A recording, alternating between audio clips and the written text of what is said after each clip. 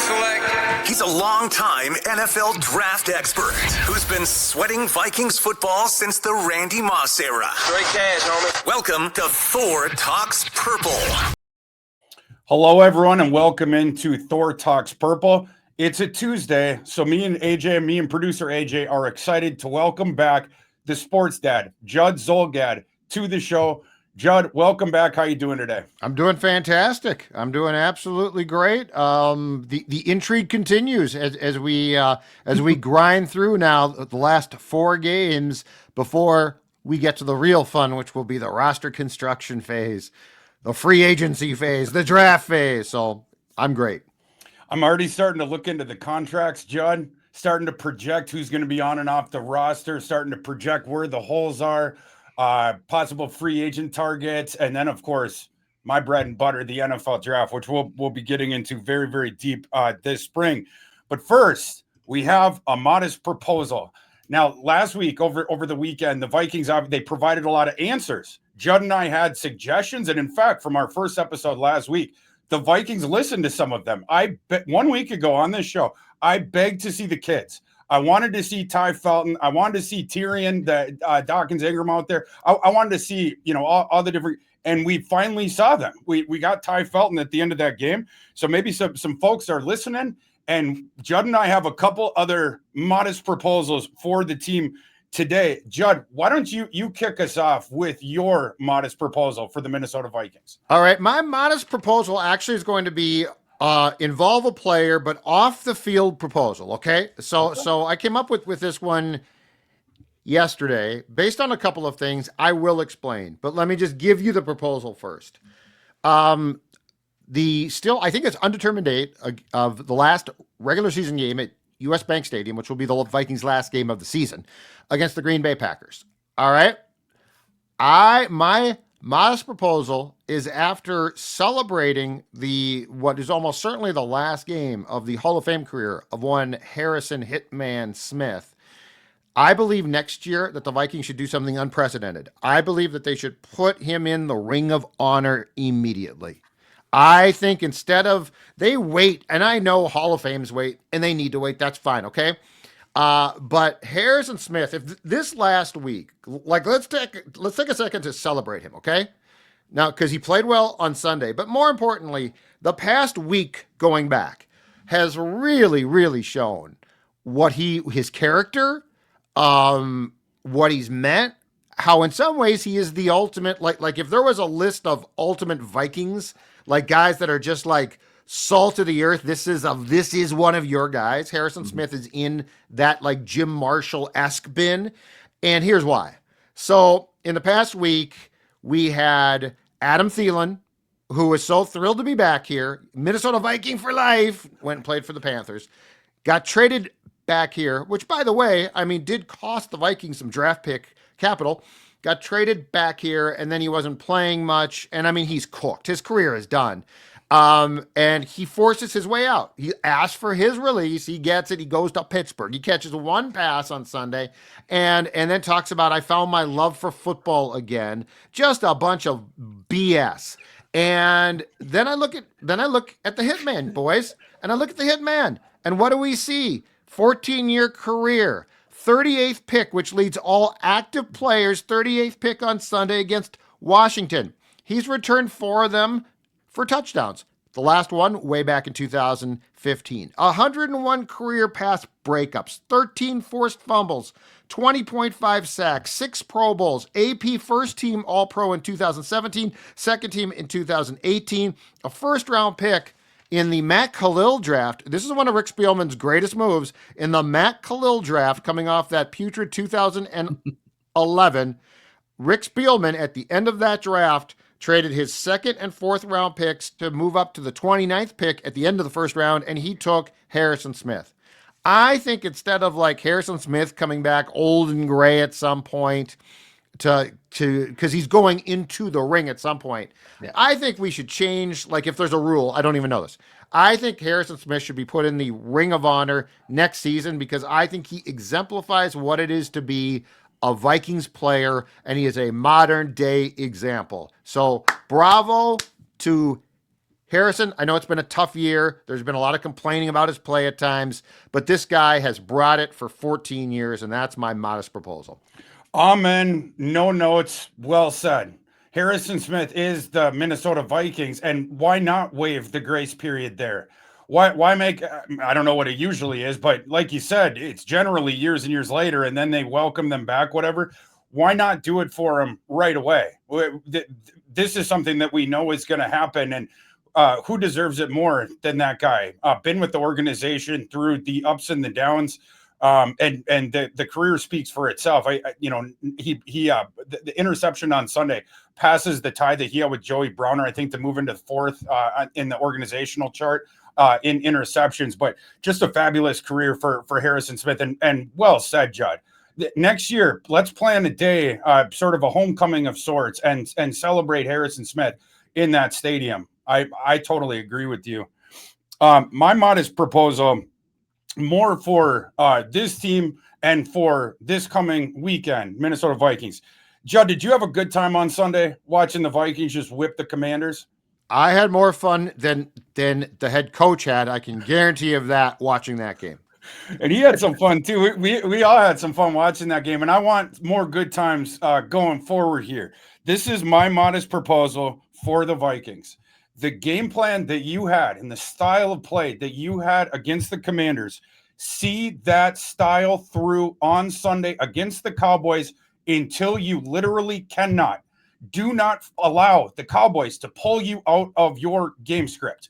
Do not allow one negative run to allow you to abandon the run. Do not allow, if the Cowboys, if on your first drive you get a first down, but then you have to punt it back to them, and then the Cowboys score a touchdown. Do not allow that to, okay, let's scrap what we were doing, what made us successful last week, and let's go back to the deep drops, because we have to get back in this game.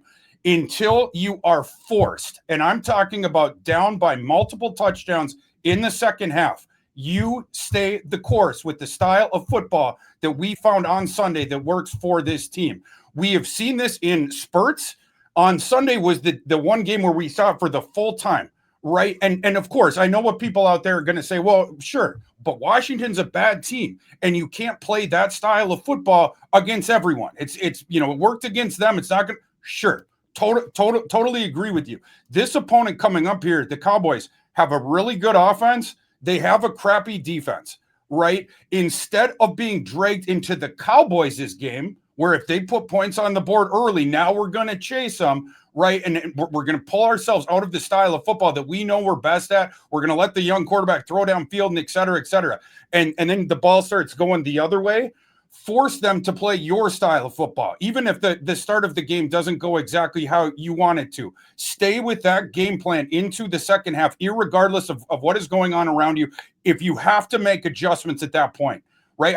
I'm not saying you're down by 4 touchdowns in the fourth, like the Commanders on their last drive. They're down 31-0. Then they're like, let's just run the ball now. That's not what I'm talking about. In the second half, if that dictates it and you have to come back at that point, sure. Start throwing more, but stay with your game plan. Don't allow circumstantial things or the way that the wind changes directions. Now, all of a sudden, we have to change the way that we're playing football.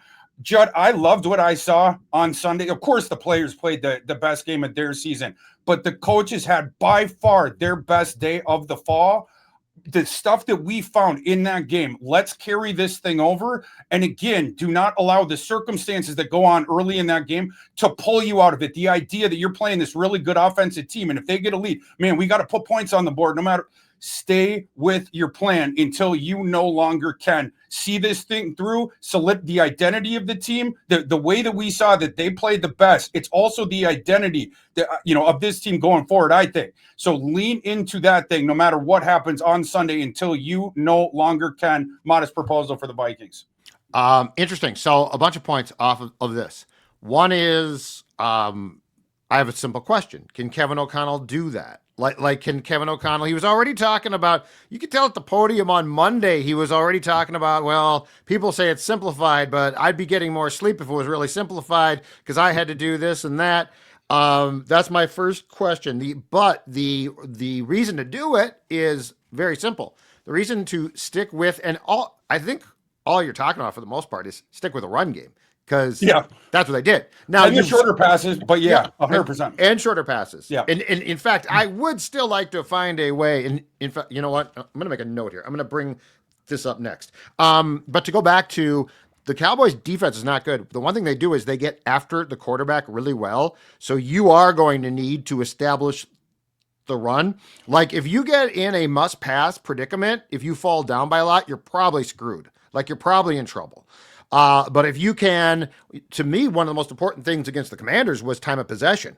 And you had the ball a ton. And can you keep the Dallas offense off the field? Now, your defense for Minnesota has played well, but I would argue with its age, I do not want them on the field a bunch. Like I do not want a bunch of Vikings 3-and-outs, and then the defense has to come back out and come back out and come back out, and now they tire down, and guess what happens when they're tired out? Dallas scores points. So I think that there is a very, very good case to be made that the game plan that they used against Washington, knowing Dallas will score some points, needs to be used. But here's so I got a question off your proposal. It's not a tweak, but it's a question off expanding it, okay? Okay. All right. So it involves Justin Jefferson. And I know he did a good job. I mean, he caught like 2 passes, but you know, he's double covered a lot and he essentially sets up as probably the most expensive decoy in the history of the entire league at times. But my question is this. So I watched him through my binoculars in the second quarter, like every snap. And he is double covered. But here's what I would say about that. You run into, if this makes sense, you run into double coverage by running a route that's like a 9 route. Like the safety swings over and yeah, you're taken away. Aren't there more ways, though, to involve him still on things like slants? Like you cannot be, in watching how Washington covered him, they didn't necessarily have 2 men at the line of scrimmage, right? So he's single covered, and now let's say he gets 15 yards downfield, and there's the safety, and there's 2. But to expand your ideas, aren't there more ways to use Justin? And he caught at least one of these on Sunday. Aren't there more ways to take what you used for your game plan against Washington and bring in Jefferson to become an option on slants, to become an option, basically to get him the ball and say, make plays. I know you're not going to catch it deep all the time now, but make plays. Because that's what I saw on Sunday. 100%. Yeah, I do think that there's those opportunities. The defense is going to do, as you know, and as you saw through the binoculars, and as we've seen going back, the defense is going to take away as best as they can. They're going to give Justin Jefferson all the attention in the world.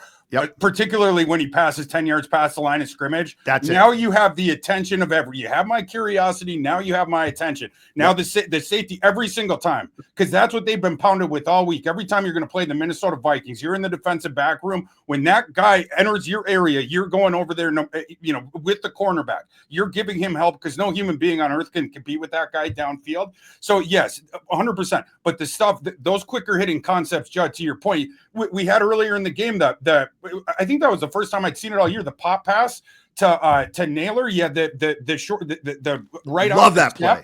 I love that play too. Yeah, especially when all the motion they do and the misdirection stuff the Vikings do, and now all of a sudden you get the guy going left there, and McCarthy had really quick hands on that too. You watch it from behind; it was hard to tell from the behind angle. With the handoff and then the pop, really quick, but just stuff like that, or throwing it right off the snap when Washington was doing a lot of drop zones, right? And when they do that, throw it to the dude right away, or the little hitch, whatever. There's opportunities to do that. The decoy thing's interesting because O'Connell was talking, Judd after the game and his post game stuff. There was 2 or 3 or 4 different times where he was talking about the route that Jefferson ran and how it opened the door for the thing that ended up happening. One of the occurrences he was talking about this was on the touchdown pass to Hawkinson, And based on the coverage, I'm not going to be able to do it as well as he did, but based on the coverage look, they had multiple different answers, as he said, but Jefferson beating the corner off the line. Back to the end zone. Yeah, it's the thing that drew the coverage over, and now all of a sudden Hawkinson's like, "Hello, I'm wide open. There ain't no one around me," And so it was, one of the easier touchdown passes that JJ is going to have in his career. That stuff, and I think O'Connell is using him like that. It's not like a jokey thing. Like I think that is being used to set some of this stuff up. However, and Jefferson's so good down the field. But you can do the quicker hitting stuff to him. Jefferson's shown he can run after the catch. And if you get it to him right after the snap, whether it's a pop pass, whether it's the quick slant, whether it is the screen on the outside, there's different stuff that they can do to manufacture him touches, even if the downfield passing game, you're not going to be as aggressive with that, trying to insulate and protect your young quarterback as best as possible. I love that. And that's what and look, like, I do think that what you're talking about for your modest proposal, I do think it can be expanded on. Like, there's more there. There's more opportunities there. But the fundamental thing that I absolutely love is the run game. Which, we've gone through the stats. You are good at running the football. You just don't do it consistently or nearly enough. So I have serious doubts about this coach's ability to stick with it because of how he is. But yes, I think I think what you did on Sunday is a small step because, again, you're right, bad team, and you won by a ton. But I think it's a small step in the right direction that I would love to see expanded upon now. And I don't know we're going to get that, but I'm at least curious to see it. I'm tentatively hopeful just because we saw it again. Easier opponent, of course, and everything ended up setting up for you. What happens if you get down by 10 is my question. That's the thing. I think this coming weekend is the test for it, and that's why I want to do this one for my proposal, because you're facing the team that wants to get you into a shootout. They're going to coax you into it. Come on, let's run on the turf. Come and play a basketball game on turf with us. We'll just go score for score. That'll be fun. Right. And the teams that try to do that with the Cowboys, you get into problems there. The Packers tried to do it. They didn't win that game, came out with a tie. Like, you try to do that with the Cowboys.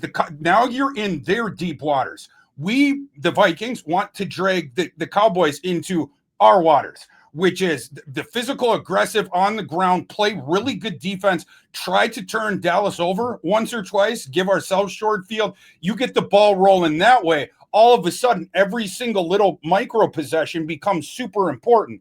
That's where Dallas, I think, they break down, right?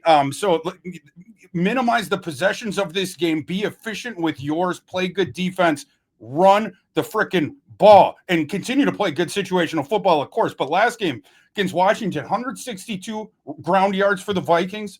Love to see it. The situational football thing that O'Connell talked about after the game, O'Connell was talking about how, yes, you guys are going to talk about we ran the ball well, and and of course we did, but that the situational stuff opened up some of those opportunities to continue moving the chains to allow you to run more. The Vikings, prior to Sunday's game against the Commanders, Vikings, they were one of the worst teams in the league at conversions of third downs. They sat at 30% conversions heading into that Washington game on third downs. On Sunday, Vikings 8 for 13 on third and fourth down. Of course, 2 for 2 on fourth. You put that in there. They were also, the Vikings, 4 for 4 in the red zone. In the last possession, I think it would have been 5 for 5 if they could have seen that thing through, but they deflated the ball on their seventh possession there on a drive that lasted over 7 minutes. You generally don't see a game-ending drive in the deflation of the ball like that, but that running the ball effectively and then putting yourself into manageable third downs that you can convert, and the chain goes on. Now, who would have thunk it? Stay with your game plan no matter what early on in that game. Judd, I want to move to the second segment of our show, which is multiple choice for Judd. I will come up with a better name, but we'll get there one of these weeks. I'll take this. That's fine. But all the talk around Vikings offense, McCarthy, really all season, but now the past couple of weeks as well. I got 3 tough questions for you with regards to Vikings quarterback situation that I just want to pin you down on where you are at, Judd. with the Vikings quarterback situation. I'm interested to hear this. First question is, now this isn't what you think will happen. This is what you believe should.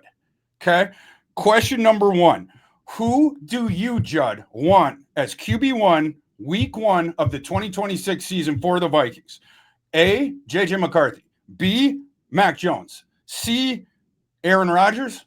D, Kyler Murray, or E, other, and name that guy if you're going to go with E. All right. If I own the team and I have told the coach to calm his play calling down, A, because here's why. If I give him, well, if he stays healthy, the problem with this entire thing is that's the real conversation. But sure. If he stays healthy and I give him 17 games, that's a lot. That's a big portion. Well, it's a season, but it's also a fairly large sample size of 2025. And that gives you an opportunity to either find out that you have something or you're really bad. And I would tell the coach, if you're really bad, I'm not going to fire you. But if you win 3 games, guess what? To Thor's point, this is a very rich 2027 quarterback draft. We can go back in and get a quarterback. The list of names that you gave me, like, yes, I think their answer is different than mine. But if you are just like, you know what? Let's look at what the Patriots just did. Like, I'm Mr. Get Bad to Get Good. And I don't know that spinning your wheels works. I don't think it does at all. So I would go with A, but partially based on if he's not good, now I got a high draft pick.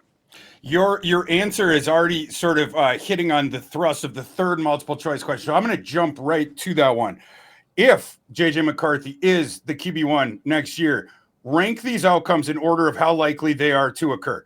A, top half of the NFL on a per pass statistical basis in year 3 next season. B, he's mediocre, startable, but we'll say bottom 5 to 6 starting quarterback in the league. And C, he's objectively bad and unstartable. I'll go with B. Okay. So I'll go with B. So that one, you think about these, and Judd, what you were just saying, I mean, of like, if McCarthy is terrible in next season, 2026, then you are all of a sudden driving to the top of the draft board. What is a stacked 2027 class? Ty Simpson, just a brief aside on the quarterback class from this coming up here in 2026 in April. Yep. Ty Simpson, the Alabama quarterback, has played so poorly down the stretch and played poorly, really poorly against Georgia in the SEC title game. I no longer know if he would be a first-round pick if he comes out, and he has the option to go back. Dante Moore, there's been the Oregon quarterback, there's been indications that he will go back, and we all believe that South Carolina's Lenore Sellers is going to go back. There is a very real possibility that there is only one first-round quarterback in the spring. That is Fernando Mendoza, and that will be an auction for the pick. If the Giants or the Titans get it, they'll just have an auction for the other 3. The teams right behind there that need a quarterback that are desperate for whatever. But in 2027, that's where you're potentially here going to have this war chest again of quarterback prospects. So if the outcome was C, that he was unstartable, or if the outcome all the way on the other side, then McCarthy is what I think he is, and by next year all of a sudden per pass basis he's going to be good. The offense, you're going to see what we saw on Sunday. You're going to see that more consistently. Whatever. Obviously, that is the best outcome. But the whole point being that I wanted to make here is, and Judd, you picked the only outcome that I think the B outcome on that is actually the worst case scenario, right? If he's just sort of meh, and it's like, we got to probably go forward with them to year 4. It's another year. Do we bring in the competition? If you want to be at the polarity here, and this is coming from the JJ McCarthy Bobo, where the outcome of him being terrible next year is better than the mid one. But again, I feel like, my opinion of McCarthy, but either A or C in that one, probably 75% plus that the outcome will be one of those two, right? Which is my whole point of he got to be the starter next year. And sure, bring in the, I think, Judd, like this is what you were sort of alluding to with your response to the first one of bring in don't have it be Max Brosmer again. Right. You got to bring in real Yeah. Well, or worse, Sam Howell. Sam Howell's worse than Brosmer. I mean, that was backup QB death. But just to be clear here, I'm giving you my opinion of what I would do. I do not think my opinion is going to be what they do in Egan. Well, so that's our last one then. Who do you believe will be the QB1 week 1, 2026 for the Vikings? A, McCarthy, B, Mac Jones, C, Aaron Rodgers, D, Kyler Murray, or E, other, and name that quarterback. Well, my hottest Vikings take on Purple Daily yesterday was E, and I went with making a run at Matthew Stafford. No guaranteed money left from the Rams. If he wins a Super Bowl, I think he retires. If he doesn't, though, like would the Rams, would O'Connell's best buddy, Sean McVay, and the Rams try to get the Vikings to pay too much, which they very well might. So I'm going to go in that scenario. I'm going to go with E. Like you could pick Matt Jones or something, but I think other. I don't know O'Connell. He seems so miserable after these games when they win games. Carson Wentz, same way against Cleveland, that I don't think he has the patience for this. It's my opinion that they've largely made a decision for next season, and that's why they're dumbing it down in their minds. They're just like, this isn't going to work. I don't think there's a whole story here, but I don't think they ever had the patience to do this, and I'm not quite sure why they did it. If somebody had come to you last year and said, hey, here's the deal. O'Connell has to run this offense. Like he has to. Like it's in his blood. I would have said, oh, well, then don't let Darnold go. That's what I would have said. I didn't know that. I thought he would just develop a quarterback. And like I thought the game plan on Sunday would sort of be the game plan, right? Nothing wrong with that. Mm-hmm. But I mean, I'm not sure about you. Maybe I'm interpreting this too much. But O'Connell, like after that Wentz game against Cleveland, which was a win, not pretty, but it was a win, or after this game, seems like I got stifled. I couldn't do what I wanted. And so that's why I think the Vikings are going to go in a different direction. But personally, you know what? You win 2 or 3 games, worst case, you got another choice. And that goes back to, can you find a quarterback? Yeah, and obviously we're going to get a lot more information going forward here. But Judd, if that was, let's say that McCarthy reverts back and there's struggles down the stretch, and this becomes, let's say the scenario that you're outlining, it's actually on the table. Prior to when you're making transactions, you're going to the combine, you're talking with teams about this sort of a thing. If you're now, we're going to put you in the GMC, Judd. If it was your first round pick for Stafford, and it very well might be a year rental. Yeah. What is your answer to that? My personal answer is no. Yeah. But here's the problem. If I was GM, I would get everybody together, the Wilfs, Kevin O'Connell, and I would say, gentlemen, this franchise has done the same thing for years and years and years. We're going to stop that. And we might get bad. Now in the reality of this conversation, it's probably an entire show, but in the reality of the conversation, there will be questions. What about Justin Jefferson? Like he's in his prime. Now, I think they say we're not going to take a chance on wasting another year.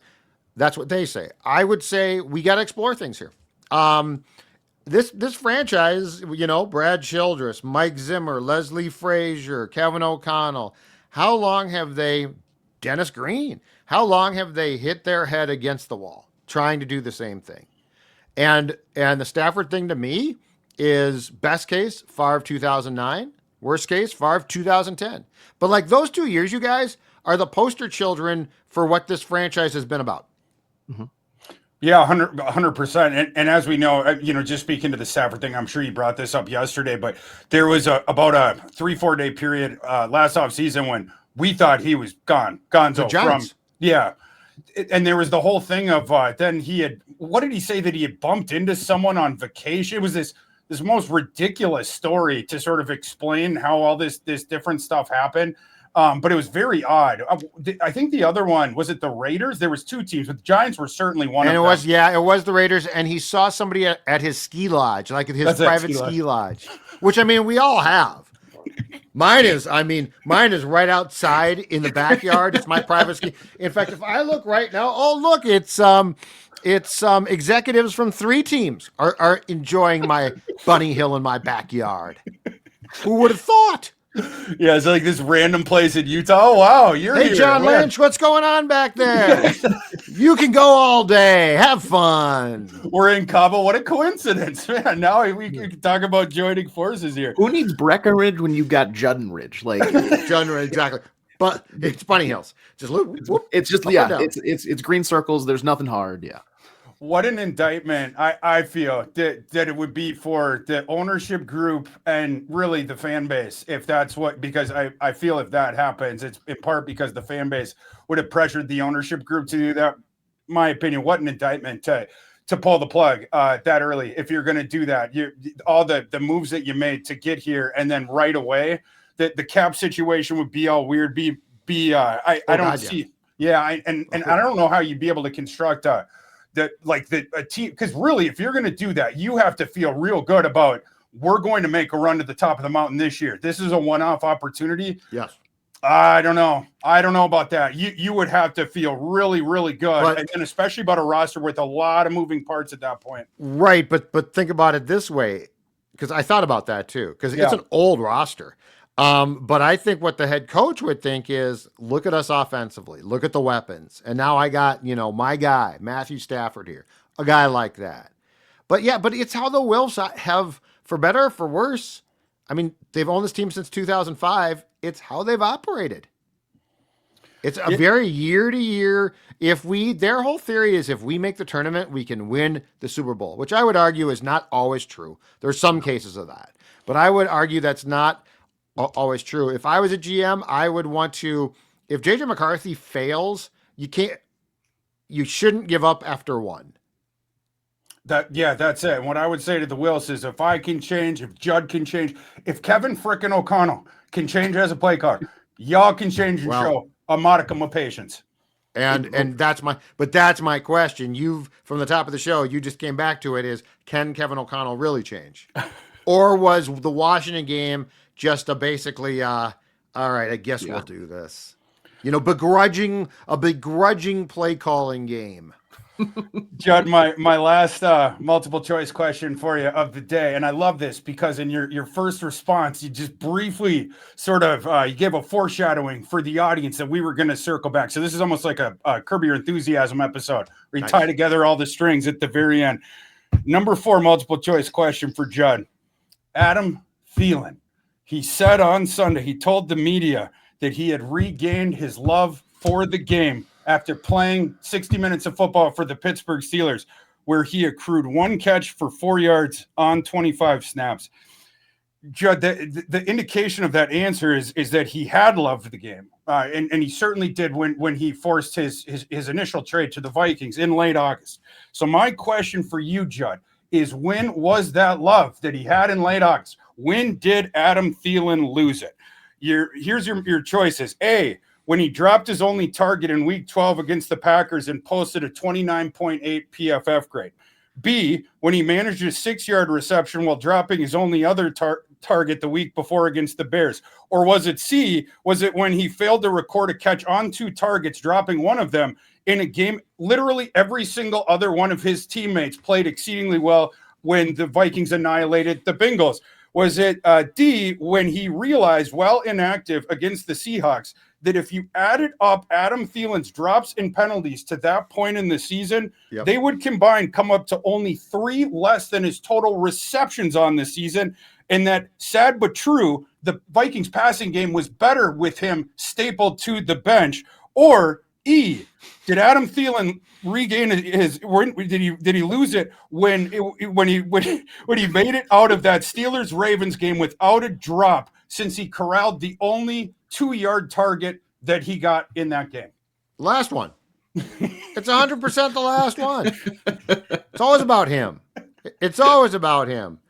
I actually, if I could add, like we did in the last one, an other category. Please do. I think it's when he got here and he saw that Jalen Naylor was going to play in the opener. Oh, yes. I think he thought, I'm coming in as the third guy for now. Justin Jefferson, Addison. Well, no, Jordan was out. No, he thought he was going to be the two. He thought he was going to be the.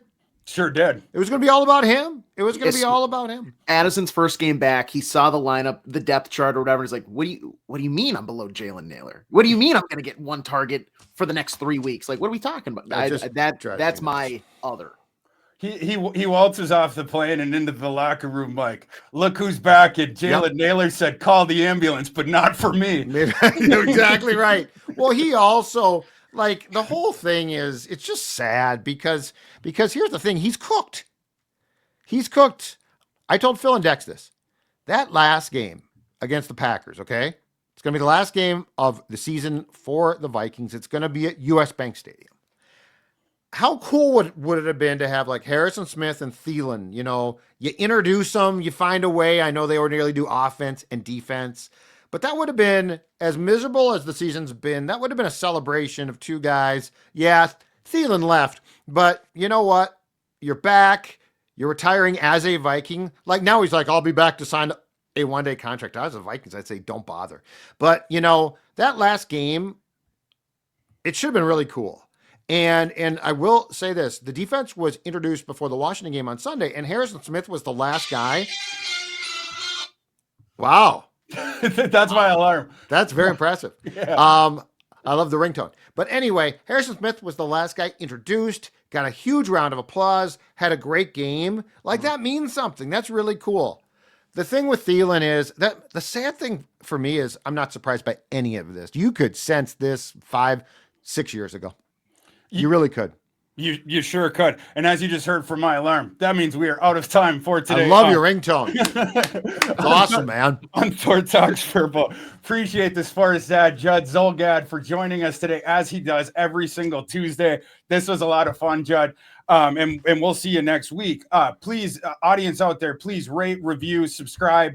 New channels here. We also have a new channel, Football Talks. We had our inaugural episode yesterday with me, Judd, Phil, and Declan. So that's a new channel. Please seek that out and also subscribe to that one. Tomorrow's episode of Thor Talks Purple, War Room Wednesday. Ooh. We are going to dive deep into the NFL draft. Some of these things, Judd, we were talking about at the start of the episode. Going to be talking deeper about team needs, different guys in the draft the Vikings could be targeting. Vikings stay at the 11 slot despite winning this past week against the Commanders. So that's good news. We'll see you tomorrow on Thor Talks Purple.